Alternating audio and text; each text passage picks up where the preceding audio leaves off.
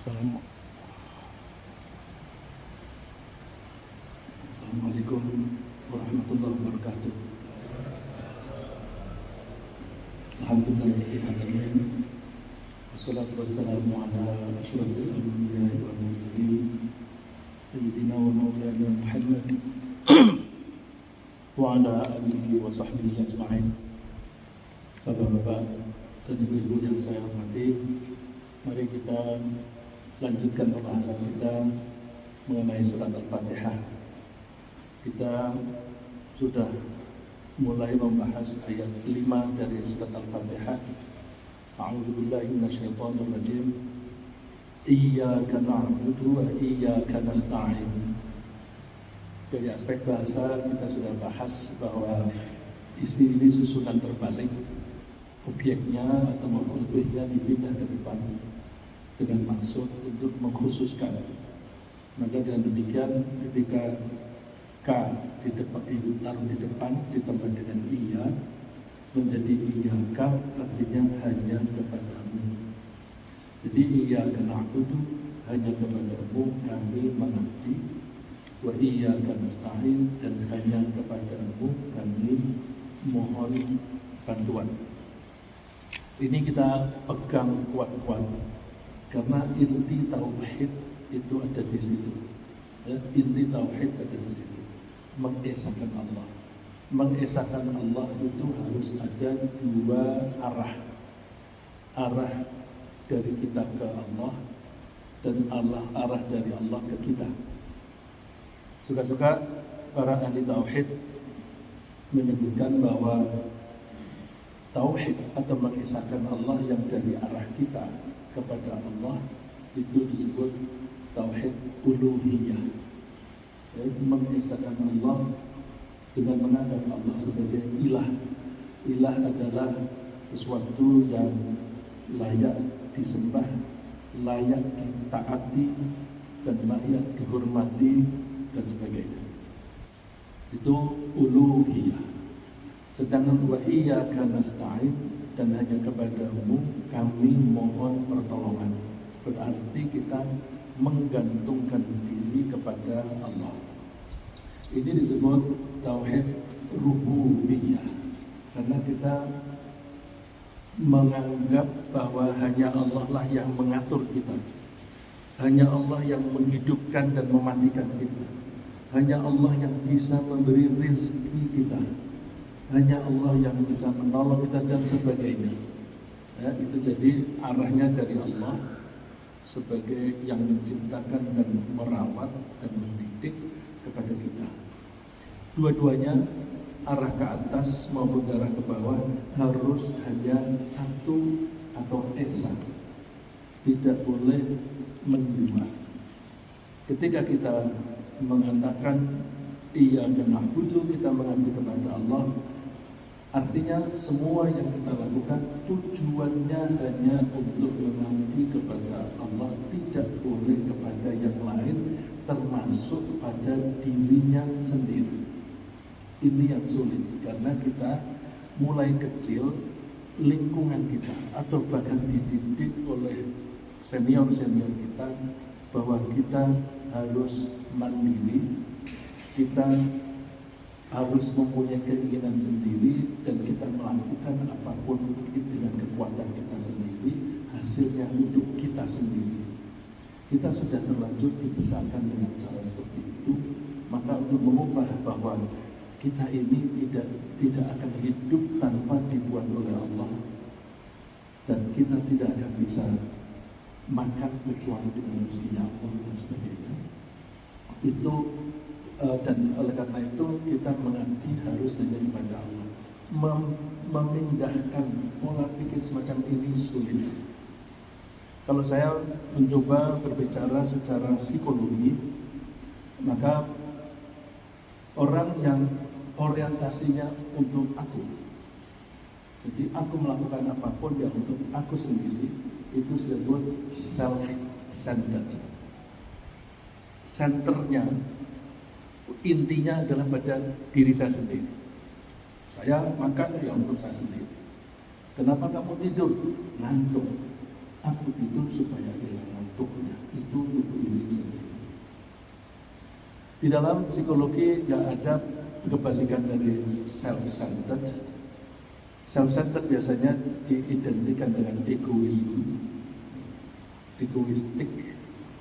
Dan kalau dibahas egoistik biasanya lalu dibahas altruistik atau altruism, orang yang bekerja untuk kepentingan orang lain meskipun mengorbankan dirinya sendiri.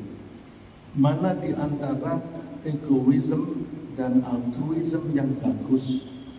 Kalau dilihat dari agama, dari ayat iyyaka na'budu wa iyyaka nasta'in, dua-duanya percuma. Percuma karena apa? Tidak ada bobotnya. Tidak ada bobot di akhirat. Padahal di akhirat itu kan faman thaqulat mawazinuhu fahuwa fi 'ishatin radiyah. Orang yang berbobot, ya, orang yang berbobot pahalanya, maka besok hidupnya nyaman, enak. Itu orang yang berbobot. Kalau saya minum untuk kepentingan saya sendiri, tidak ada pahalanya. Kalau saya melihat ada orang miskin tidak bisa makan, lalu saya beri makan, biar dia makan. Terus kamu sendiri gimana? Aku lapar-lapar nggak apa-apa. Itu ciri khas altruism. Lebih mementingkan orang lain meskipun dirinya sendiri menjadi korban. Ini yang orang suka bilang filosofi lilin, ya? Memberi pencerahan kepada orang lain tapi dirinya sendiri jadi korban. Ini tidak ada pahalanya. Dan banyak di antara kita itu berperilaku semacam itu. Misalnya ini, ada seorang pembantu disuruh oleh ibu majikannya untuk motong-motong bawang. Potong yang lembut, entah karena apa, lalu tangannya kena pisau, berdarah. Ibunya ini orang yang tidak tega melihat darah. Orang yang tidak tega melihat darah itu bisa pingsan karena melihat darah. Benar-benar. Orang yang tidak tega melihat darah itu melihat darah bisa pingsan. Ibu ini takut kalau dia menjadi pingsan gara-gara melihat darah yang mengalir dari tangan pembantu. Terus dia bilang, udah sana-sana ke puskesmas, ini duitnya, ke sana ke dokter. Terus pergi ke dokter, pulang, sudah diperban. Nah, begitu bagus. Jadi dia mengeluarkan biaya untuk pembantunya tadi. Tujuannya keselamatan dirinya sendiri, jangan sampai aku pingsan. Ini apakah altruism? Enggak juga. Kalau altruism itu semata-mata untuk membantu, tapi ini dia untuk kepentingannya sendiri supaya dia tidak pingsan. Ada pahalanya enggak? Enggak ada lah. Itu kan instinktif, dilakukan secara insting. Yang ada pahalanya itu kalau dia membiayai pengobatan itu karena merasa diperintah oleh Allah. Bukankah Allah memerintahkan kita wa ta'awanu 'alal birri wat taqwa? Saling menolonglah kamu dalam kebaikan dan dalam ketakwaan. Kenapa kamu menolong dia? Karena aku diperintah oleh Allah.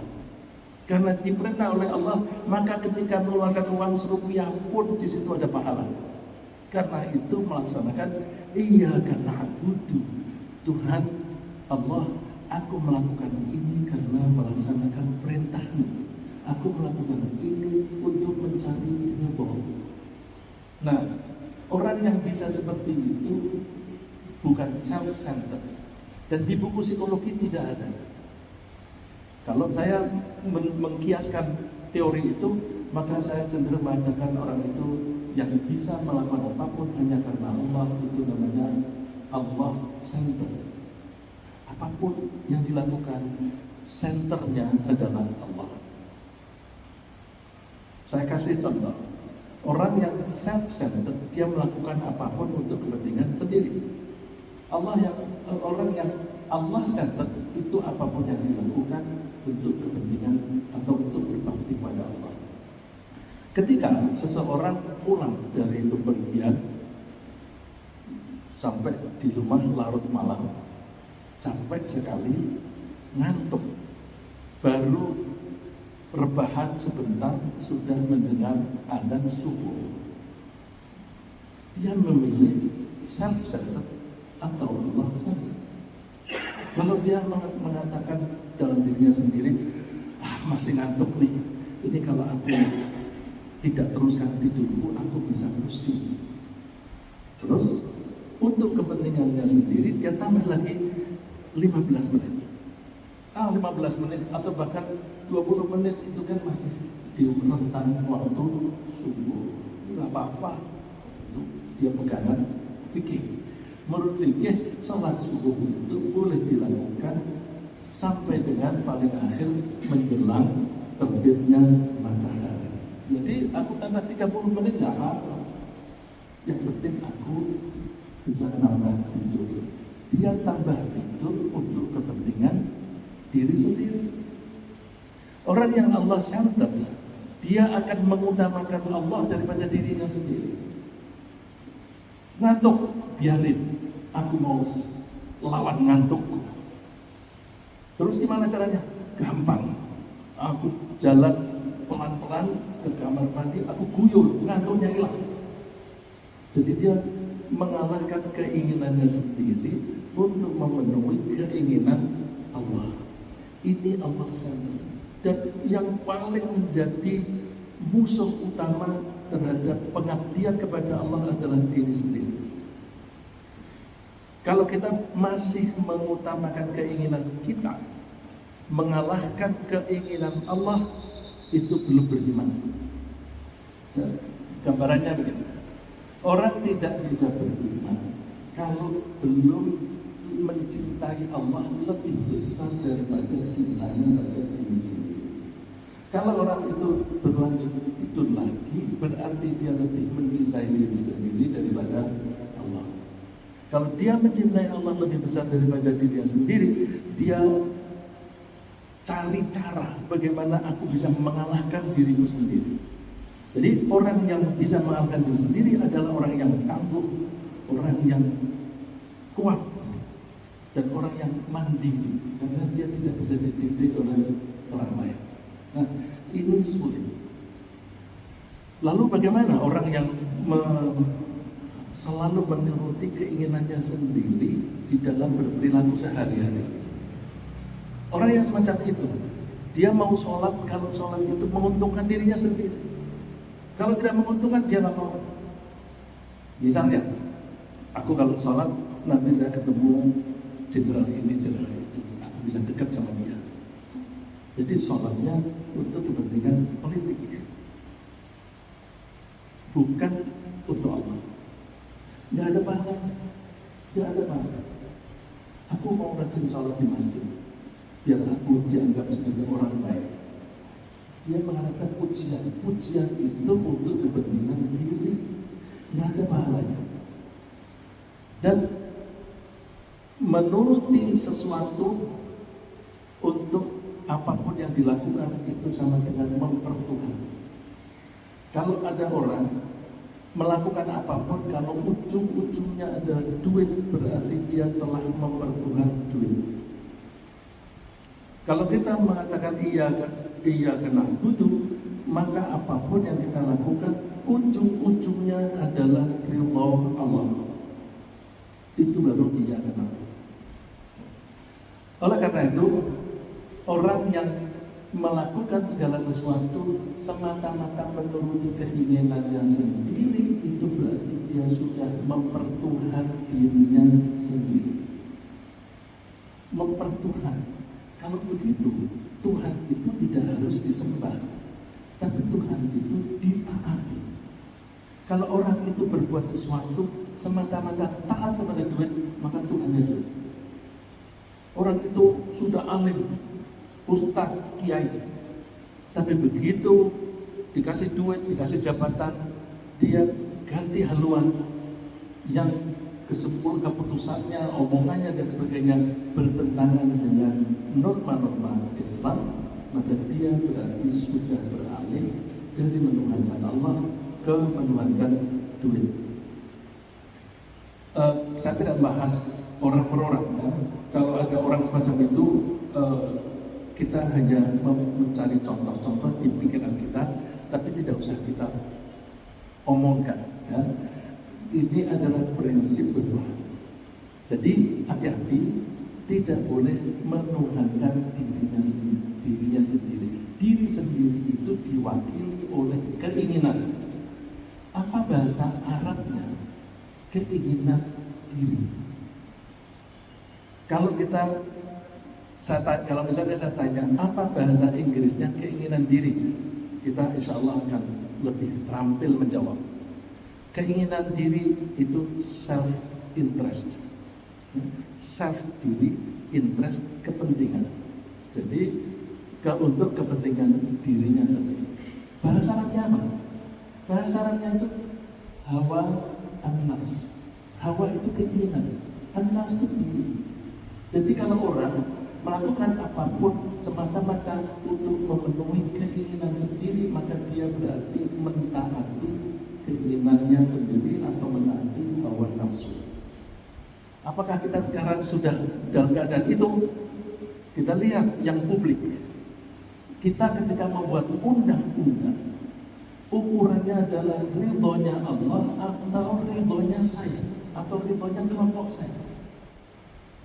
Apakah kita itu ketika membuat undang-undang itu mengikuti logika yang bisa diterima semua orang? Sesuatu yang bisa diterima oleh akal rata-rata orang itu namanya al-ma'ruf. Al-ma'ruf kita seringkali menerjemahkan sebagai kebaikan. Padahal al-ma'ruf itu literal meaningnya, arti literalnya adalah understood. Dari kata arafa, ya'rifu, mengetahui atau understand. Ana arif. I understand.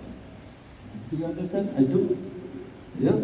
Al-ma'ruf sesuatu yang difahami, yang understood oleh kebanyakan orang atau orang pada umumnya bahwa itu wajar. Wajar. Jadi semua yang menurut akal pikiran sehat itu wajar, itu ma'ruf. Sesuatu yang tidak bisa diterima akal sehat itu ditolak atau diingkari, maka namanya munkar. Amar ma'ruf nahi munkar. Kalau ada seseorang mempekerjakan karyawan, orang itu mengeksploitasi, memberikan pekerjaan yang jumlahnya banyak sekali, kemudian gajinya minim sekali. Coba tanya kepada orang pada umumnya, itu bisa difahami wajar? Wah, nggak wajar. Nah, itu berarti munkar. Jadi ada orang mengambil hak orang lain, mengambil harta orang lain. Coba tanya kepada semua orang, itu wajar? Oh, tidak wajar. Nah, itu berarti munkar. Jadi kita mesti memahami bahwa yang baik itu pasti bisa diterima dengan akal, dan kita ketika melakukan segala sesuatu itu harus hanya karena Allah saja, bukan karena keinginan diri sendiri. Orang yang melakukan apapun hanya untuk memenuhi keinginan sendiri, itu berarti dia telah mempertuhan dirinya sendiri atau mempertuhan hawa nafsunya sendiri. Bukankah Allah mengatakan, afara'aita man ittakhadha ilahahu hawa? Afara'aita, apakah kamu tahu? Man, seseorang, ittakhadha, yang menjadikan hawahu, hawa nafsu, keinginan dirinya sendiri, ilah, sebagai Tuhan. Jadi hati-hati, kebanyakan orang itu menjadi musyrik tapi tidak kentara, karena musyriknya itu Tuhannya adalah diri sendiri. Allah berfirman di surat Yusuf, surat 12 ayat 106, wa ma yu'minu aktsaruhum billahi illa wa hum musyrikun. Tidaklah sebagian besar dari manusia itu beriman dengan Allah kecuali sambil musyrik, sambil menyekutukan Allah. Jadi perilakunya sehari-hari sepertinya dia mukmin, sepertinya dia muslim, dia sholat, tetapi dia sambil menyekutukan Allah.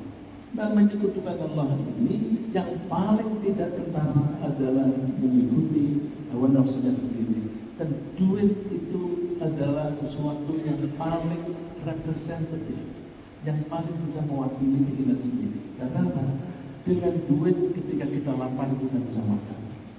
Dengan duit kita kepingin jabatan, kita bisa menjabat. Dengan duit kita bisa, meskipun sudah tua, mau cari wanita muda yang cantik menjadi istri, bisa nggak? Asal ada duit. Jadi duit itu fleksibel dan sangat menguntungkan manusia untuk kepentingan apapun. Maka hawa nafsu itu implementasinya di dalam duit, karena duit itu bisa membantu memenuhi keinginan kita. Jadi hati-hati bahwa wa ma yu'minu aktsaruhum billahi illa wa hum musyrikun. Sebagian besar dari manusia atau mereka tidaklah beriman kecuali mereka sambil menyekutukan menyekutukan Allah, yaitu tujuan hidupnya bukan lagi Allah tapi yang lain, atau berbarengan sambil mengimani Allah tetapi juga taat kepada hawa nafsu. Ayat berikutnya Allah berfirman, afara'aita man ittakhadha ilahahu hawa wa adallahu Allahu ala ilmin wa khatama ala sam'ihi wa qalbihi wa ja'ala ala basarihi ghishawa. Tahukah kamu orang yang menjadikan hawa nafsunya ilaha, menjadi Tuhannya? Wa adallahu Allahu ala ilmin, dan Allah membiarkan dia sesat ala ilmin, padahal dia mengetahui, dia punya ilmu, dia sarjana tafsir, sarjana fikih dan sebagainya, udah doktor di bidang tafsir, tetapi kalau sudah hawa nafsu, ilmunya kalah. Ala wa khatama ala sam'ihi, dan pendengarannya itu seperti dikunci. Dia mendengar, dinasihati, mendengar tetapi tidak ada gunanya. Karena mendengar tapi tidak ada gunanya, sama dengan orang tuli. Orang yang semacam itu digambarkan summun bukmun umyun fahum la yarji'un. Buta, tuli, bisu. Sebenarnya bukan bisu beneran, bukan tuli beneran, tetapi pendengaran dan penglihatannya dan mulutnya tidak bisa difungsikan untuk mengenai perilakunya. Wa ja'ala 'ala basarihi ghishawa, matanya juga seolah-olah ada tutupnya. Udah melihat bahwa banyak orang yang ketangkap tangan karena korupsi. Tapi apakah orang-orang yang melihat itu berhenti korupsi? Tetap korupsi. Jadi matanya dan pendengarannya itu hampir-hampir atau boleh dibilang tidak ada gunanya. Kenapa? Allah memberikan gambaran, fa innaha la ta'mal absar walakin ta'mal qulubul lati fis sudur. Butanya itu bukan buta mata tetapi buta hati. Oleh karena itu kita mesti menggunakan hati. Hati ini hati nurani. Padahal menyekutukan Allah itu bahayanya besar. Apa itu bahayanya? Semua amal baiknya itu bisa langsung hangus. Walaqad uhiya ilayya wa ilal ladzina min qablika la in asyrakta la yahbatanna 'amaluka wa la takunanna minal khasirin. Sungguh telah diwahyukan kepadamu dan juga kepada nabi-nabi sebelum kamu. Wahyunya apa? Kalau kamu menyekutukan Allah, la yahbatanna 'amaluk, semua amalmu itu hangus. Ini addressnya kepada Nabi Muhammad SAW. Ini makanya ilaika lain asyrakta, kalau kamu menyekutukan Allah, ta itu kamu tunggal. Jadi Nabi pun, siapapun Nabi itu kalau dia menyekutukan Allah, maka semua amal baiknya hangus. Bagaimana dengan kita? Mengumpulkan pahala sulit, tapi kita hapus begitu saja. Ini saya sering mendengar teman-teman kita Itu yang dibicarakan pahala-pahala, ini kan pahalanya banyak. Kenapa? Sekali kita itu terlambat ketika sadar. Dulu waktu mudanya kurang beribadah, ya, mungkin melakukan yang wajib-wajib tapi kurang, atau bahkan banyak meninggalkan kewajiban. Terus ketika tua sadar, karena sadar lalu ingin ngejar, aku harus lebih efisien. Apa amalan yang ringan tetapi pahalanya banyak? Itu saya sering mendengar di antara kita, dan itu bagus, bukan jelek. Karena apa? Kepingin mencari akumulasi yang banyak menjadi kompensasi terhadap kekurangan masa lalu. Tapi itu semuanya akan harus hilang kalau kita, alhamdulillah, kalau kita sampai menyekutukan Allah. Dan kita tidak layak mencari agama selain Islam. Islam adalah ketundukan kepada Allah. Allah menyebutkan di surat Ali Imran ayat 83, "Afa ghayra dinillahi yabghuna wa lahu aslama man fis samawati wal ardh." Apakah mereka mencari Tuhan selain Allah? Padahal semua yang ada di langit dan di bumi itu semua sudah tunduk, sudah Islam. Ya. Islam ini bukan identitas KTP. Ya. Islam itu artinya tunduk. Semua yang ada di langit dan di bumi semua sudah taat kepada Allah, ta'am wa karma.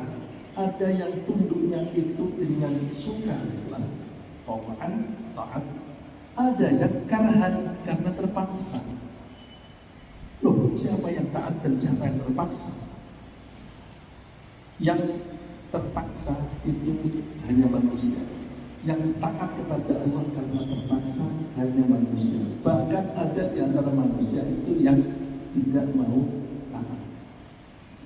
Semua selain manusia dan jin itu sudah taat 100% kepada Allah.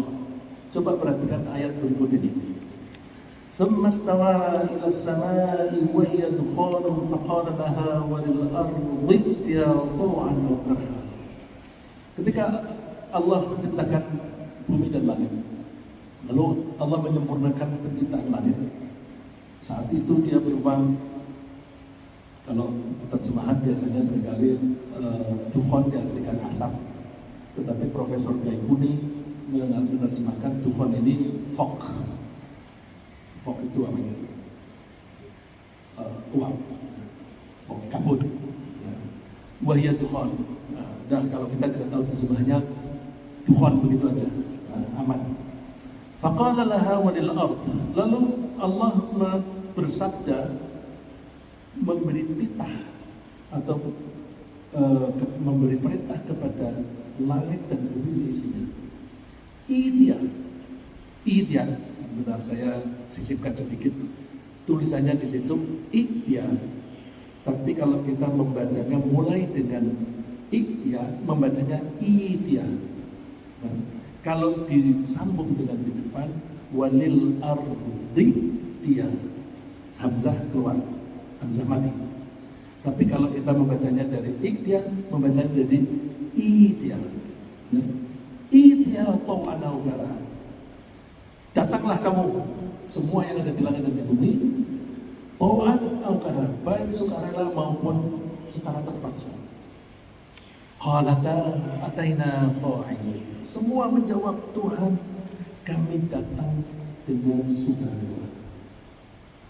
Tapi manusia diberi kesempatan untuk tidak taat. Apa itu? Kenapa begitu? Coba kalau kita perhatikan, semua benda selain manusia itu pasti taat kepada hukum Allah. Allah menciptakan alam, masing-masing unit di alam ini mempunyai sistem dan karakter masing-masing. Sistemnya itu merupakan subsistem dari sistem yang besar.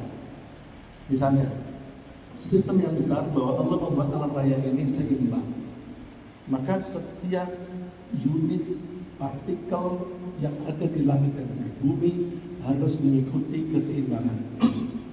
Dia mempunyai subsistem keseimbangan. dan sebagainya.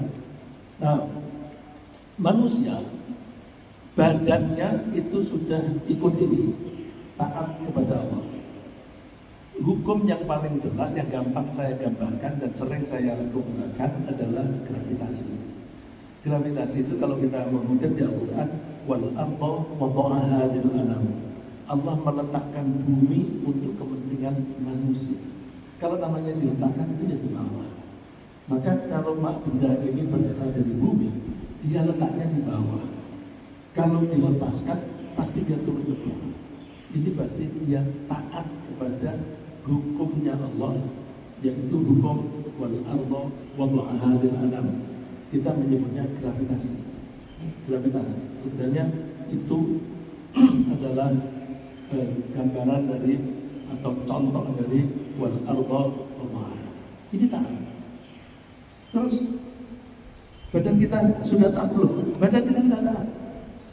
Mohon maaf, kita melihat Pak Andi orang yang soleh, insya Allah. Sesoleh apapun Pak Andi, kalau badannya kita angkat kemudian kita lepas, pasti dia jatuh ke bawah juga. Jadi badan kita itu sudah taat tanpa reservoir, tanpa catatan, maunya taat. Roh kita yang suka membangkang. Di roh kita itu ada potensi taat dan ada potensi membangkang. Ya, wa nafsi wa ma sawwaha fa alhamaha fujuraha wa taqwaha. Ya, Allah menyempurnakan jiwa seseorang, semua orang, terus fa alhamaha fujuraha wa taqwaha. Lalu Allah memberi potensi di dalam diri orang itu, apakah dia fujur, membangkang, atau takwa, taat. Kalau kita disuruh pilih, kita milih taat tanpa pikir, udah pokoknya taat saja. Atau kita lebih enak diberi kesempatan untuk memilih taat atau tidak. Ada konsekuensinya. Kalau Allah tidak memberi kesempatan kita memilih, maka kita tidak harus menanggung risiko. Misalnya begini, ada orang ditodong di keningnya dan pistol, katakan Tuhan kurang ajar, misalnya begitu.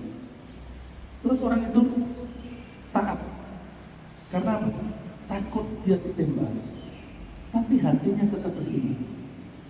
Terus orang ini berdosa kan? Tidak berdosa karena dia tidak punya pilihan.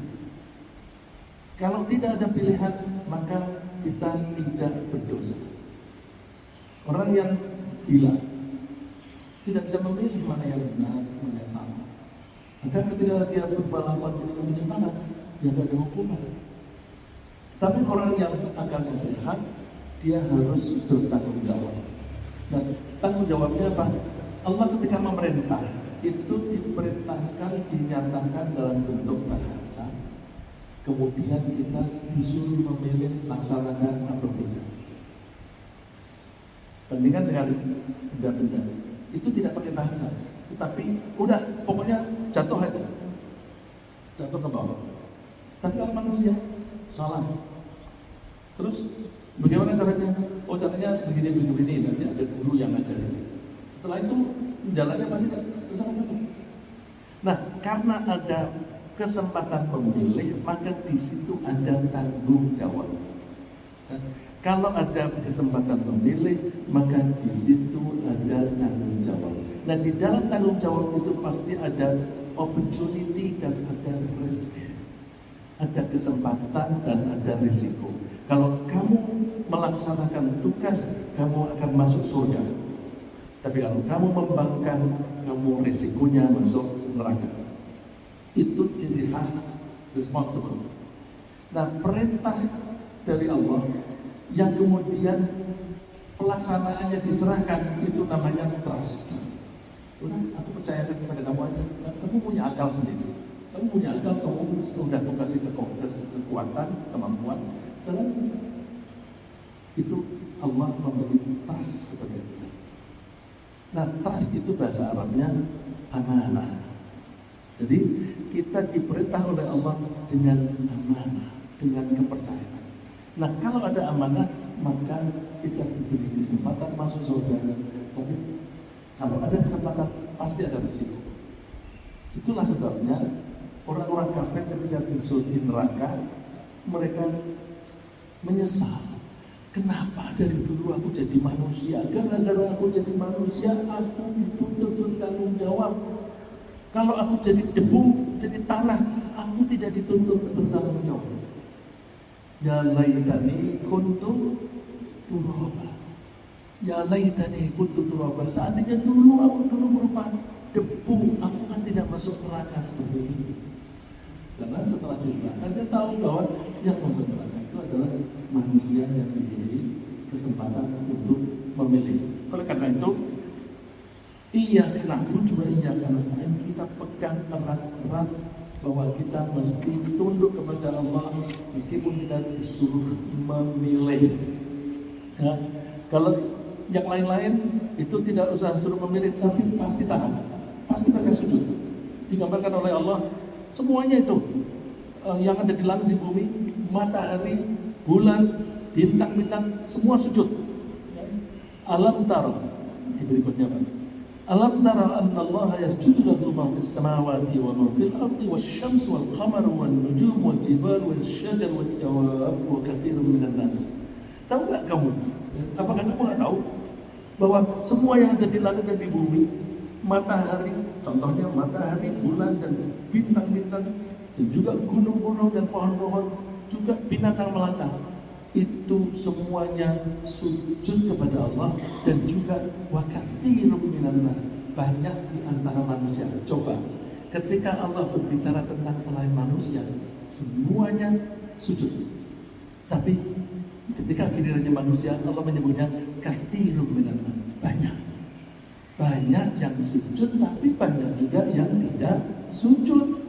Karena tidak sujud, wa katsirun haqqa alaihil azab, banyak di antara manusia yang memang berhak mendapatkan siksa. Oleh karena itu kita mesti syukuri kepada Allah bahwa kita diberi akal. Kalau kita diberi akal, kita pakai untuk memahami perintah-perintah Allah dan kita laksanakan. Saya pernah ditanya di suatu masjid di pengajian, saya tidak enak karena pertanyaannya itu mengadukan ustadz yang pernah menyampaikan sebelumnya. Pertanyaannya gini, Pak, itu umumnya panggil saya Pak, karena saya selalu bilang jangan panggil saya ustadz, jangan panggil saya kiai, panggil saya Mirza saja. Umumnya orang panggil Pak. Pak, saya ini terganggu pikiran saya. Katanya kita tidak boleh mengandalkan akal, tidak boleh memakai akal, udah nurut saja. Kalau kita memakai akal, nanti kita seperti iblis. Katanya, iblis itu karena menggunakan akal, dia tidak mau sujud karena menurut logika dia, iblis itu dibuat dari jin, jin itu dibuat dari api itu lebih bagus daripada tanah. Kita bisa memahami logika itu. Coba kalau kita punya tanah dan punya api itu kecenderungannya naik ke atas atau ke bawah? Ke atas. Atas itu simbol kemuliaan. Kalau tanah, manusia sebagai tanah jatuh ke bawah. Bawah itu simbol kehinaan. Maka logikanya iblis bahwa jin itu lebih mulia daripada manusia. Itu gara-gara iblis memakai akal lalu dia masuk neraka. Saya nggak enak Pak, ini kok Bapak mengadukan antara saya dengan orang lain. Baca Quran aja deh. Saya suruh membuka di surat Al-Mulk. Di surat Al-Mulk itu ada ayat begini. Wa qalu, ini kata-kata orang yang di neraka. Wa qalu law kunna nasma'u wa naqilu ma kunna fi ashabis sa'ir. Insyaallah banyak di antara kita hafal surat Al-Mulk. Hafal ya? Tetap ya. Wa qalu, apa tadi? Law kunna nasma'u aw naqil. Mereka mengatakan, seandainya dulu kami mau mendengarkan dan mau menggunakan akal. Au naqilu, menggunakan akal. Ma kunna fi ashabis sa'ir. Tentu kami tidak akan masuk ke neraka sa'ir ini. Jadi saya bisa masuk neraka sa'ir karena dulu aku tidak mau mendengarkan nasihat orang dan tidak mau menggunakan akal. Jadi orang ini masuk neraka gara-gara akal apa gara tidak mau pakai akal? Tidak pakai. Jadi omongan orang itu benar apa salah? Salah. Bukankah di Al-Quran itu seringkali dikatakan afala ta'qilun? Nabi Musa ketika dialog dengan Fir'aun, dia ditanya, Fir'aun, siapa Tuhanmu? Dia bilang, Rabbus samawati wal ardh wa ma bainahuma. Tuhanku adalah yang mengatur langit, bumi dan seisinya. Fir'aun mengatakan, ala tastami'un, dengar enggak kamu? Kalian dengar enggak itu omongan itu? Terus dibantah. Nabi Musa makin logika yang lebih dekat dengan mereka. Rabbukum wa rabbu abaikumul awwalin. Tuhanku adalah Tuhanmu dan Tuhannya orang-orang generasi yang terdahulu. Kalau kita menuhankan Fir'aun itu lahirnya tahun kapan? Kalau tak Tuhannya Fir'aun berarti sebelum ada Fir'aun tidak ada Tuhan dong. Tuhan itu harus menjadi Tuhan sebelum Fir'aun lahir sampai setelah Fir'aun mati itu tetap Tuhan. Terus pertanyaannya ikuntum takil, kalau kamu mau menggunakan akal. Jadi kita didorong untuk menggunakan akal, tapi akalnya yang sehat, jangan dipengaruhi oleh kesombongan. Saya lalu menjawabnya ini, itu dia salah paham. Itu sebenarnya iblis bukan karena menggunakan akal, tapi menggunakan hawa nafsu. Dia kepinginnya sombong, maka logika kesombongan yang dipakai. Logika kesombongan itu, kalau api kecenderungannya ke atas, tanah itu ke bawah. Coba kalau dia itu tidak menuruti hawa nafsu, dia akan memahami bahwa ada enggak tanah yang bisa sirna karena api. Bakar sebesar apapun api, seberapa lama pun, bisa enggak tanah itu habis? Enggak bisa. Tapi kalau ada api ditutup pakai pasir, mati enggak? Mati. Jadi tanah bisa mematikan api, tapi api tidak bisa mensirnakan atau memusnahkan tanah. Mana lebih unggul? Lebih unggul tanah. Jadi semua yang ada di alam raya ini mesti ada plus, ada minus. Orang yang sombong atau orang yang sesat, dia mengandalkan yang minus. Tapi orang yang baik itu memahami dua-dua. Oh ya memang begitu Allah membuatnya. Jadi kita mesti menggunakan akal. Dengan akal itu kita diberi kesempatan memilih, maka kita bisa memahami firman Allah bahwa Allah itu sebenarnya tukang maksa atau tidak. Mohon maaf saya pakai kata tukang. Allah itu tukang maksa atau tidak? Bukankah salah satu sifatnya Allah itu Al-Qahhar? Al-Qahhar itu artinya apa? Pemaksa. Allah itu maha pemaksa. Tapi ada ayat yang menunjukkan bahwa Allah tidak memaksa. La ikraha fiddin. Tidak ada paksaan di dalam masalah agama. Lakum dinukum waliyadin. Tidak ada paksaan. Rasulullah pun juga tidak boleh memaksa. Lasta alaihim bimusaitin. Kamu tidak boleh memaksa mereka. Tugasmu hanya balag, sampaikan aja. Bagaimana tahu enggak? Terserah mereka. Jadi berarti terhadap makhluk selain manusia dan jin itu diberi tidak diberi kesempatan memilih. Oleh karena itu Allah itu Al-Qahhar, memaksakan hal-hal yang semacam itu. Tetapi kepada Roh Allah memberi kebebasan. Silakan kamu taat atau tidak. Aku beri amanah, aku beri trust, kepercayaan. Tapi kamu gunakan akalmu sendiri. Kalau kamu taat, kamu ujung-ujungnya masuk surga. Tapi kalau kamu tidak taat, ujung-ujungnya kamu masuk neraka. Mudah-mudahan kita selalu dibimbing oleh Allah sehingga kita selalu siap untuk tunduk patuh kepada Allah dan tidak menyekutukan dengan apapun, termasuk menyekutukan pada hawa nafsu kita sendiri. Terima kasih.